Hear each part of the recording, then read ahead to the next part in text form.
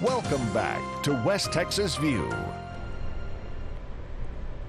Welcome back to the West Texas View. I'm Johnny Lou Avery, and Loretta Fulton, who is a noted newspaper woman and a freelance writer and book publisher, is with us today. And this is the last of a segment of 2 stories that we've been doing about that. She wants to inspire writers to write, whether it's about something for a larger audience or something for just a family audience.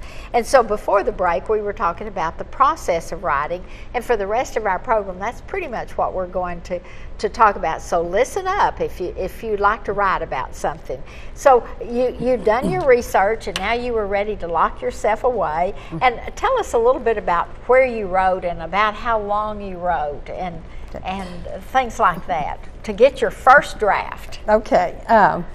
Well, I have an office in my home where I did my work. It's where I do my freelance writing, and so that's where I worked. And you set aside a certain number of hours. I would work some, not every day, but almost every day. I would work at least a couple of hours on it. And some days I would have more time. Some days I couldn't get to it at all because you were still working for the newspaper and doing other If I could have things. just done nothing but this book, it wouldn't have taken as long. That would have been nice, but it didn't have that luxury. I advise anyone who wants to write, you have to have a place to do it, the same place every day. It doesn't have to be elaborate, but it has to be a space where you can do your work every day.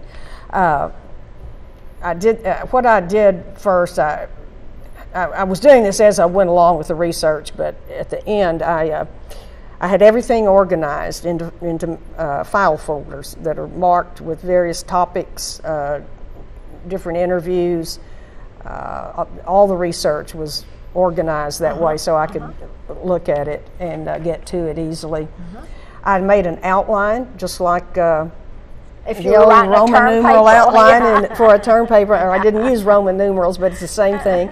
And I got good advice on that from a couple of college professors in Abilene who've written a number of books. I consulted with them about this, and that was some good advice I got from them, was to make this outline. It's a roadmap. It will change, but it can keep you on the right track, and that proved to be invaluable. That's just imperative to do that outline. I also prepared a chronology. I started out with all the dates that I had, and then I added to it, of course, as we went on, and that's in the book. But that also helped me as I was writing it to be able to look at the outline and the chronology. Understand how you wanted to organize the book. Right. It had to be. I followed my outline, and then when I had finished, the outline became the table of contents. So there were changes, of course. I changed it, tweaked it some, and changed the wording somewhat. But it was invaluable in the writing process to have that outline and this chronology that I could keep track of where I am, where I need to go next. And so what you're saying, though, is whether you're writing a speech, a newspaper article, or a book, you got to know what you want to say. So that's the critical nature of an outline. I think it's just imperative that you have some kind of an outline. It can be formal, or it can be just 1, 2, 3, 4. Just one thing, you want to make sure you don't leave out any important points. You want all the highlights in there, but you also need it to be in an order that you can follow. You can tweak it as you go. You don't have to be wedded to it, but you need that for guidance. And so did you go through writing. the whole book and type it up like you wanted it, and then edit it after you got through, or did you do a lot of stopping and starting? I did stopping and starting, which made it even harder to do. It's not the ideal way, but this book is documented with endnotes. I wanted it to be well documented because I think it will be used as a research book by other people. So that was time consuming, but I wanted it done that way. So I would stop every so often and do an end note and do all the documentation for it, which slows down the writing process. But I would edit as I went. Every few wherever I stopped, I would go back and edit then. I'd edit when I finished a chapter. But then, of course, at the end, I also did editing again. Yeah. But you have to do it as you go as well.